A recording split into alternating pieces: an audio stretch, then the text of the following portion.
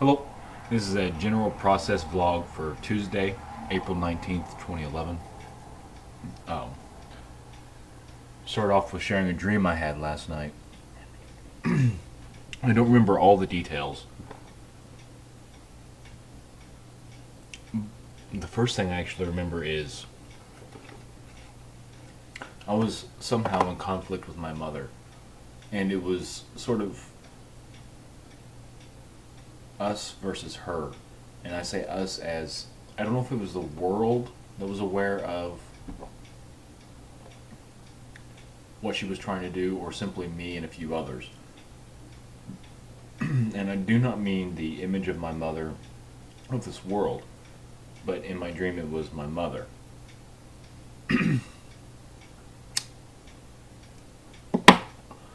And first part I remember is there was a male, and he and her were struggling, physically struggling, and he cut off her ear, and this lack of her ear was causing her to actually die. And he was moving away from her at a slow crawl, and she was moving towards him at a slow crawl.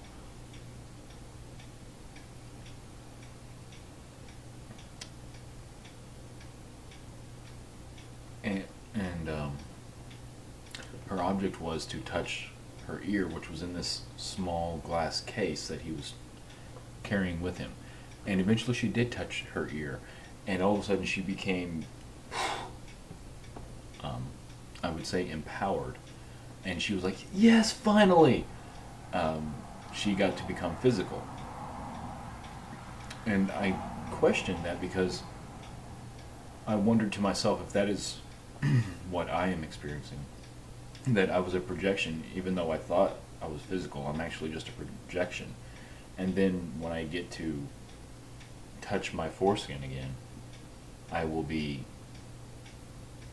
physical. Truly physical. And she used her newfound power to continue the fight. And I remember at one point she used her newfound energy, empowerment, whatever, to lift up a house, but not with her physical body. It was as though one might say in this world with her mind, but yet it was due to the empowerment of her physical that she was able to do this without touching the house. And the house was lifted up and it was floating over a city, and she was going to use it to crush somebody, and it was glowing somewhat, like at the seams. It appeared to be glowing, not bright with the rays coming out, but yet there was that definite orangey yellow brightness. It was, again, not the rays of light, just obviously if one saw it, one might think this is glowing. And the struggle continues, and she does her mayhem and stuff. And the next thing I remember, I'm in the basement of the house I grew up in, and my mother is there, and she's sitting on the couch across from me, and I'm sitting on the fireplace, and she's got a bunch of bees down there, and she is, again, controlling them with her newfound energy of physical connection. And there's a male standing at the end of the couch, and this male I see every once in a while in my dreams, and he looks pretty much like me, always smiling and just silent and standing there, naked. And these bees are flying around, and somehow I'm able to repel them so that they do not sting me, and they form a sort of torpedo-esque shape in their swarm, and they're moving around, and eventually they go back to her. And she says, surely the son of Allah can have as many bees as he wants. And by that point I was crying, and was walking on my knees towards her, and I said, I just want one.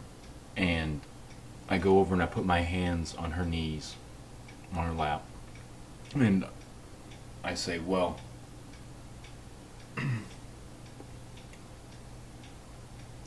say to myself, well, if they're going to kill me, I'm just going to let them.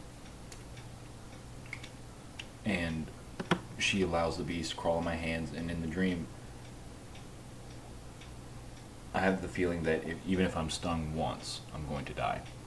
And they crawl over my hands, and they do not sting me.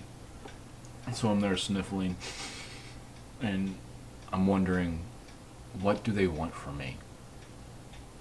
And I heard they want me to grow up. And I sniffled again, and I said, come on now, to myself. That is not being grown up. And so I breathed, and everything around me changed. And I find myself in a cow pasture, and I'm near the gate. And I remember in particular, there's a black bull and a white bull, and they start moving, and I go towards the gate. And I leave the pasture, and there's a male there. And we start walking, and I can see the bright blue sky, and there's birds of prey up in the sky flying around. And as I approached the male, I remember thinking, okay, where's my foreskin at? But I didn't want to push the issue because I didn't want to appear weak or still, non-physical, if you will.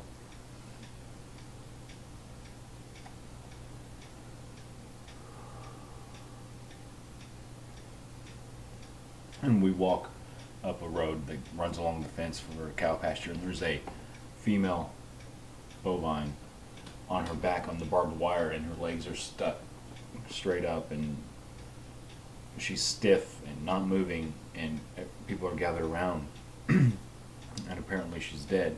Yet something within me said she is not dead, and as I approached, she took a breath and came off the fence and went and joined the rest of the herd. And that's all I'm able to remember of the dream.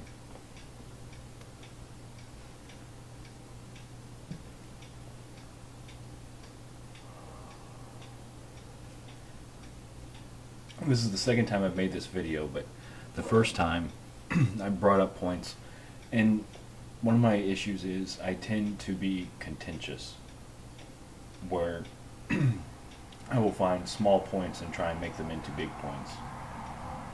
And I don't want to do that, yet I do have, I would say, legitimate questions about these things, especially if I'm going to share the destiny message. And one of these I still want to bring up, because I do want answers. And this is the point of alcohol. What is wrong with alcohol? It's a natural process. It comes from natural things.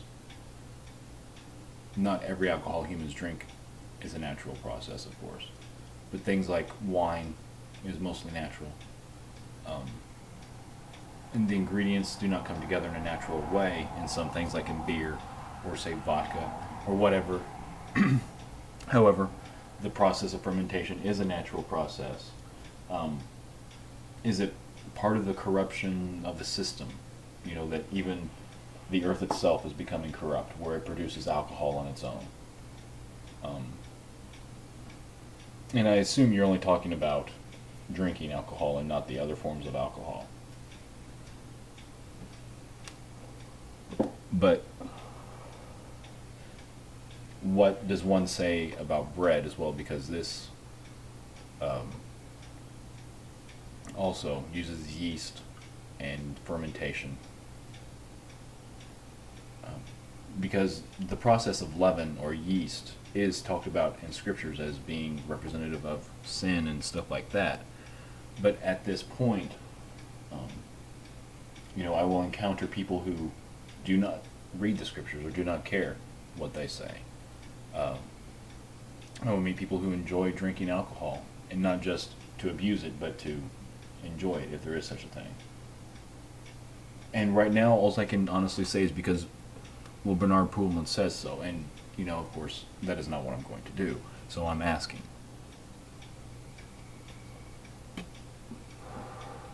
Is it the fermentation process? Because you aren't speaking against grapes or potatoes or berries or the fruit that naturally ferment as they rot. You're talking about the alcohol itself. And it's not against the human law to drink alcohol. A point I thought of, if alcohol is not completely outlawed, and the implementation of the microchip is used, one might use the microchip to alert people who sell alcohol and say, okay, this person has had 3 drinks, that's the legal limit, cut them off, no more. And one may make it so that there's no way to get around this alert.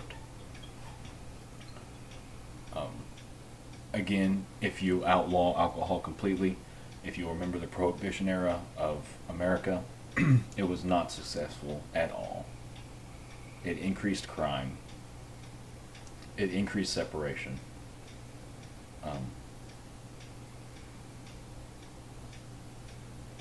And people were making their own. To eradicate alcohol completely, I think, or it seems that one must eradicate that human contingency completely. To no longer have the genetic human that enjoys alcohol. Perhaps in a few generations that may be bred out, that people are no longer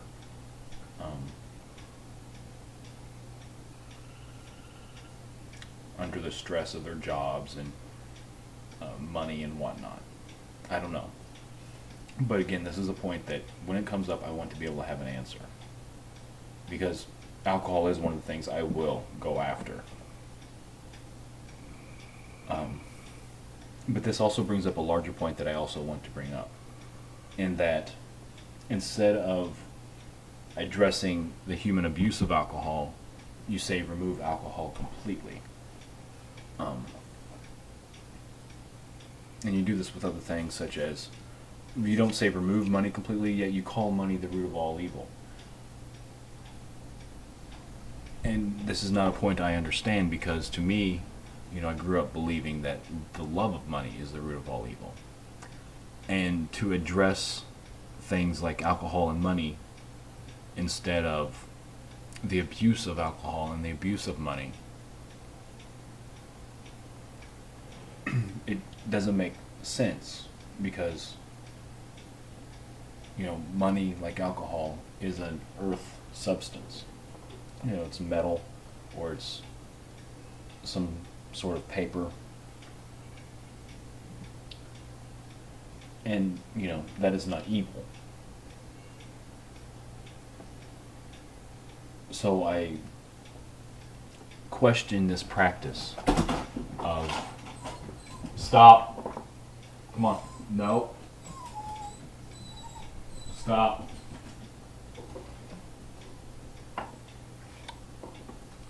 I question this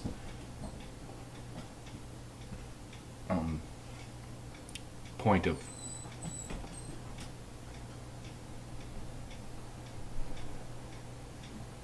banning alcohol, or and not banning money, and not addressing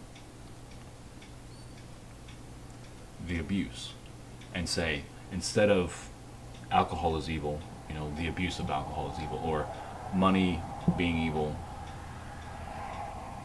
the abuse of money is evil, and say, instead of spending money on junk food, what is one supposed to spend their money on that is actually best for all? I mean, that to me is a good question, because there's not a whole lot one can do that actually changes things in the long term. Yes, there's things like sending money to the poor children overseas, but that doesn't address the children who starve in your own country. Um, so I really, that's a point I don't understand. What do you say about people like Bill Gates or Oprah Winfrey who do give their money away a lot? I know Oprah is active in South Africa, especially with the AIDS orphans and whatnot. So, is it the fact that they have money that they're evil, that they are spending their money on ineffective things that makes their use of money evil? But one may only give so much money away at one time. Otherwise, it would just be waste.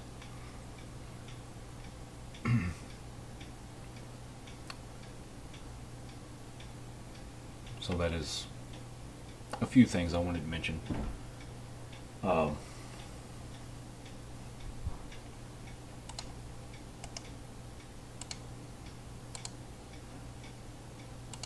and as far as me specifically, if in fact you're referring to my pursuit of happiness as my pursuit of male on male sex, and having a male partner as opposed to a female partner, um,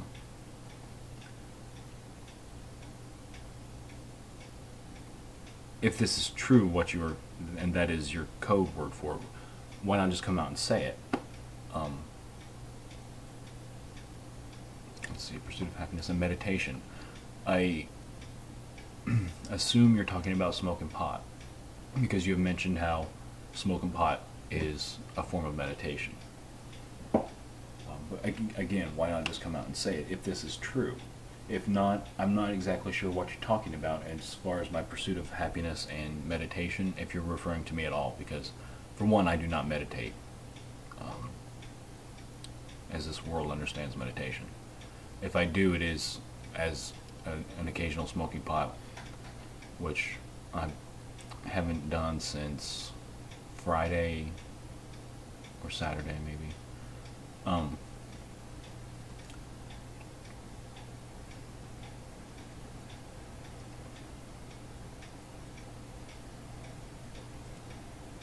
And pursuit of happiness, I do not pursue happiness per se. I do not pursue ignorance. To me, yes, happiness does seem like an ideal state in that why would you not want to be happy? But getting to the point where being happy is not being ignorant of the abuse going around you is a step that must be taken. And I accept that, and I'm cool with that.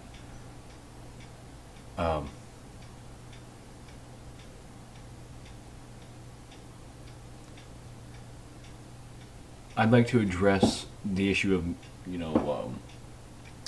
my apparent spirituality and whatnot.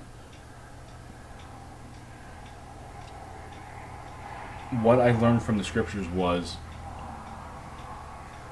they are there ultimately to show us our oneness and equality with God. Both the natural and the supernatural, as one might say, and the unnatural. Because, for one, those are all points of perspective. And so, being one with nature, I will say. I held on to the scriptures and whatnot because I found through all the years and time and dedication I spent on that stuff, I would find it most easy to speak to those who are still entrenched in them, still believing the stories they are told and what people say. And that was the group of people I was going to go to and sort of create this awakening. And so I held on to what they say, and plus a lot of them are practically applicable and usable And I find nothing wrong with using them. And again, the scriptures are one of those things that are not evil in and of themselves. And bear in mind, I do keep in mind that they've been tampered with. Especially the Hebrew scriptures are cliff notes. They're not the original. And I understand that. In the Gospels and, the whole manipulation to make it into a debt system and control and all that, I understand that. But the way to get through that is to use it for life, which is what I've done and what I am doing. And so if you can address this specifically, and yes, I know this whole spirituality thing has been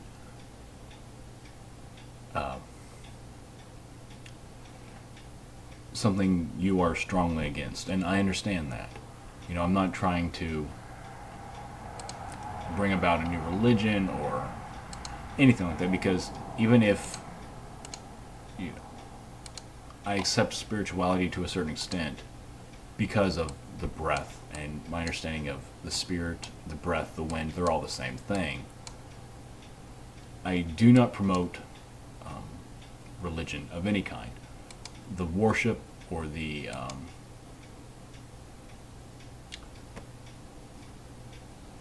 this whole point of creation of inequality that it creates, and I am totally against that. And if you've not been aware of that before, I put that on record right now. I am against religion and that whole process of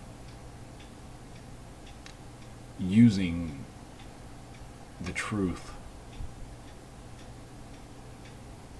to abuse. I speak of cosmic truths, where again, these are points that I'm not exactly fully well versed in, if you will say, but I've noticed a lot of scientific points in the Hebrew scriptures. How light, and I mean absolute light, is a factor. And then electromagnetism in this world and how it interacts with everything and is used by everything.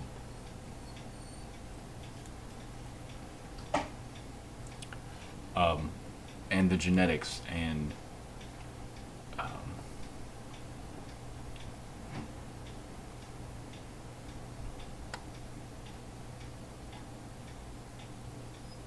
the way they seem to explain themselves in such a way that you really have to pay attention. It's not just something you can get from just reading it and not applying it.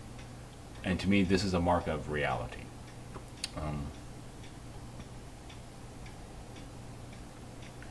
And my sense is, in the ideal situation, you don't have anything against what I call wisdom,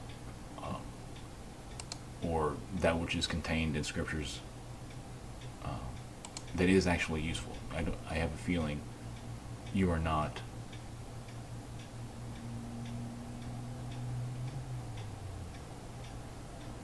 I'm not debating that. And I know we just have to get beyond the point of religion and ignorance.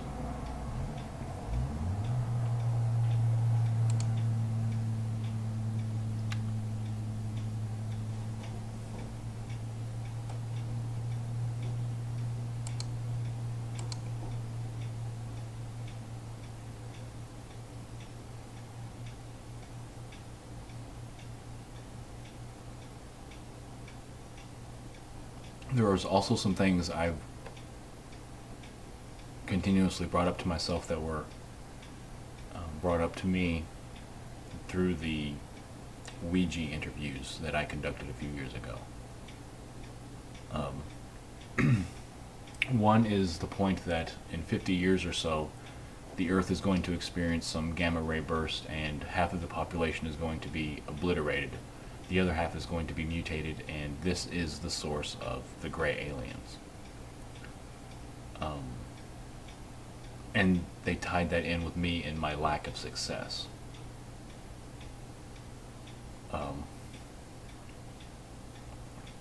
and that the gray aliens were actually coming back in time to stop me because they wanted to continue their existence. Um, if you're able to speak on this, please do so.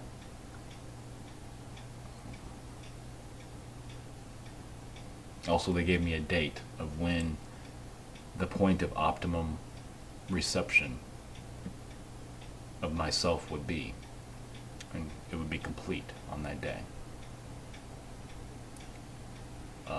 If you have been given a date, let me know. I'm not going to reveal what I was given, because we have not established that sort of trust yet. I would have told you everything in the beginning, but now that I've experienced your rejection, and it wasn't just rejection, but it was, one might consider, malicious, which is surprising, and that it seems you honestly want me to join you. And I do not feel my physical is necessarily at harm because, for one, you refuse my physical company. And two, surely something could have been done by now if you really wanted to.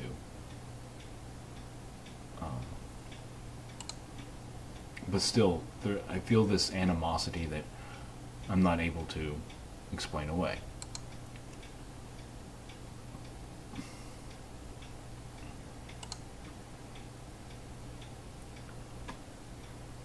And one reason I haven't been blogging and vlogging as much is because, one, I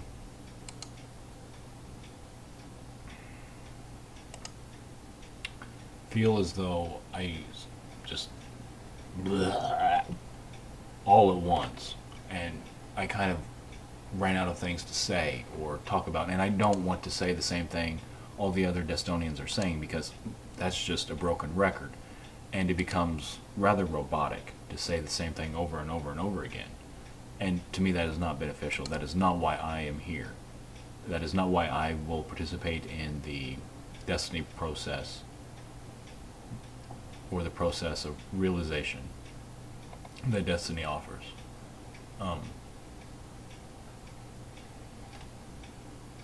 And also, I feel like I owe it to you because you have been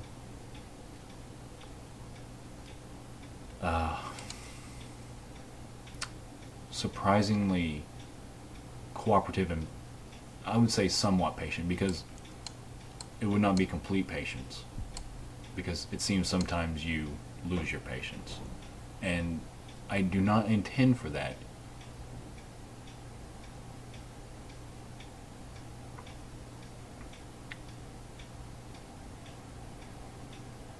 But again, it's something I keep in mind, because if, we've been interacting through vlogs and emails for less than a year and you're already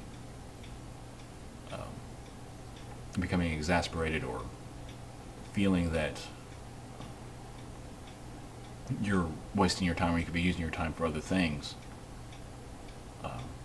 when I really haven't even begun to interact with you, I wonder, what does the future actually hold for us?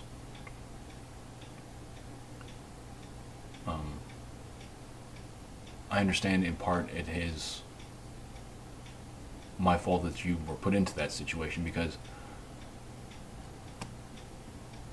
I was,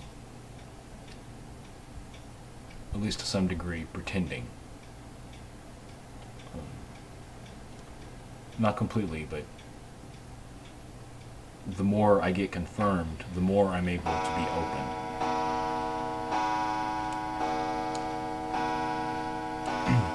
And Destiny has been a great confirmer of things that I've already heard within myself. And for that I thank you. And again, I feel like I've owed it to you to blog and vlog and somehow repay you for what you've done for me. But to me, that is not the best way that I can repay you. the best way I can repay you is by ensuring that you wake up with me if you feel you are not, or sharing that with those,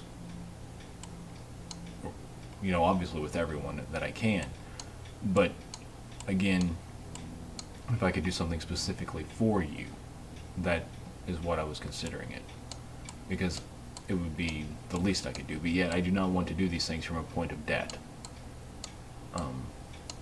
and so I abstain sometimes.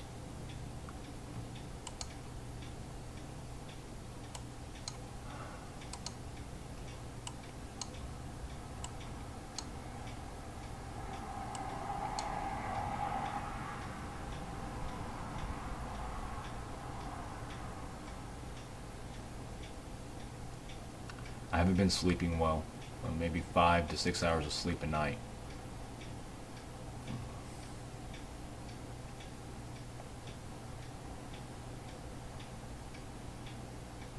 Lots of back chat.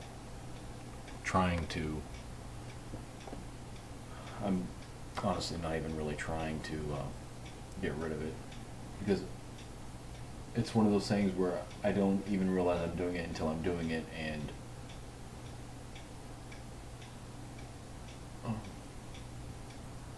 it's a way, it's sort of I would say, an objective point where I can go in and create situations and study the potential results and observe certain points and come to terms with this or terms with that. But it becomes a real problem when it becomes malicious, or I try and create conversations as if they are real or that they're actually being received.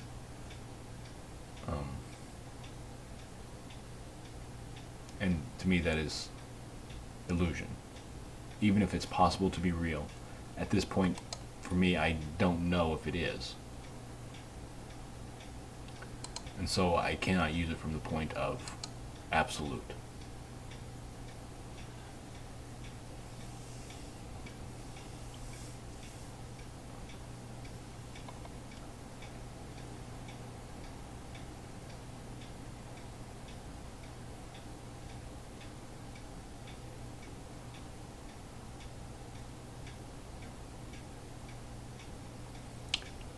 I also realize, or am considering the point of, my fear of death is really my fear of pain. And somehow, over the years, I've equated pain and death. And I don't quite know how or why, because death represents no pain. Perhaps it's from the hell system, where once you die, you suffer if you go to hell. And I've especially when I was younger, I assumed I was going to hell, that no matter what I did, especially since I continued to mess up, especially the point of masturbation, that was a point of great strife for me, an internal turmoil. But I equated pain and death. But it seems life is quote-unquote manifest as pain if death is manifest as no pain.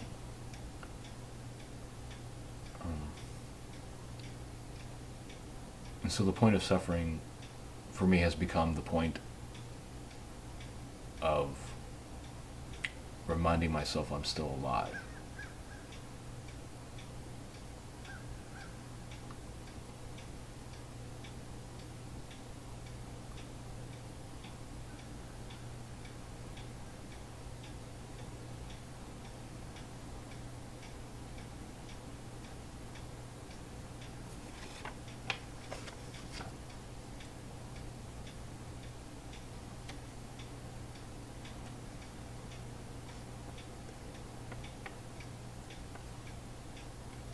Because this is going to be a new system,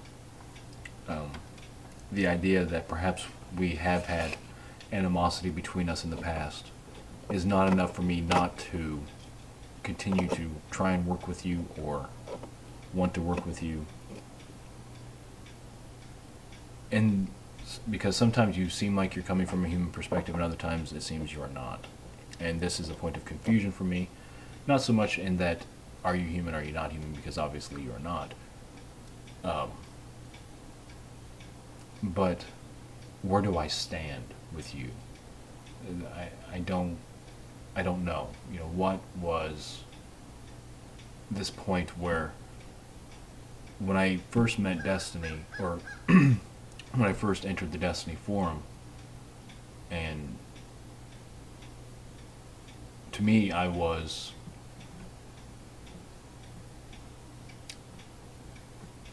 doing you a favor by, say,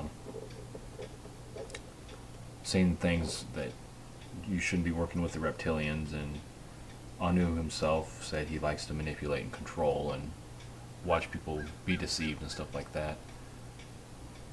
And I was blocked. I was kicked out of the forum. And then the videos you were placing, like liar, liar, pants on fire, that just sticks with me. It was as though you expected me to do something other than what I did.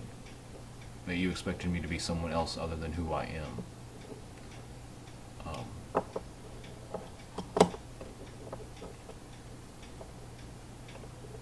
At one point, the Ouija interviews made was, I'm here to change, and they were unsure if I was changed from what I was in Otherworld, as I called it.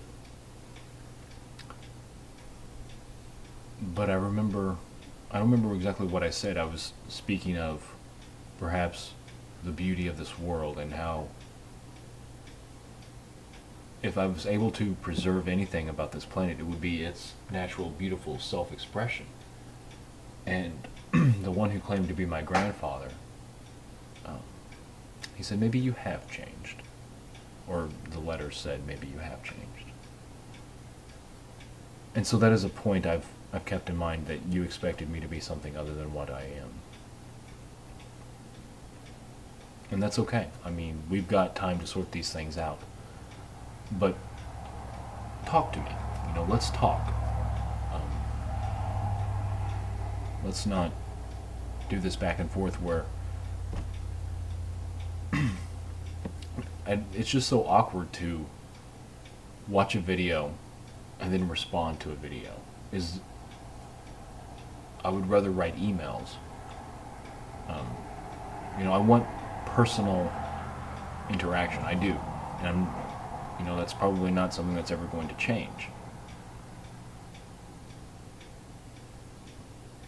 But as I said, we've got time. You do what you got to do. I'll do what I got to do.